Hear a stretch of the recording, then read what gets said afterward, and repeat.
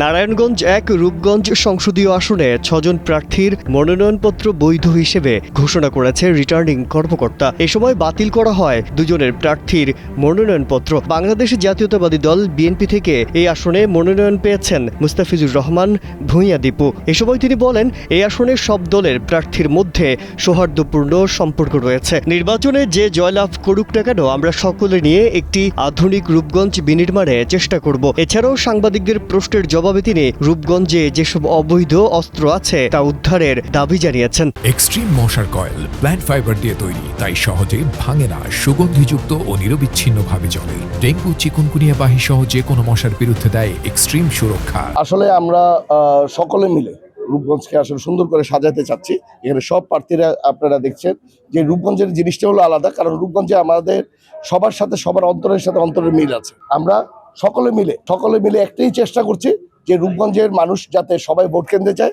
নির্বাচিত যাকে দিলে রূপগঞ্জ ভালো চলবে প্রার্থীরা তাকেই ভোটটা দিবে। কিন্তু আমাদের সবচেয়ে বড় চ্যালেঞ্জটা হলো সবাইকে ভোট কেন্দ্রে নেওয়াটা, সবাই উৎসবমুখী ভাবে যাতে ভোট কেন্দ্রে যায়, ওইটাই হলো আমাদের মেন চ্যালেঞ্জ। আর আমরা যে এখানে আমরা যারা আজকে ধরেন মনোনয়ন যাদেরটা বৈধ হয়েছে, আমরা সকলে মিলে চেষ্টা করব।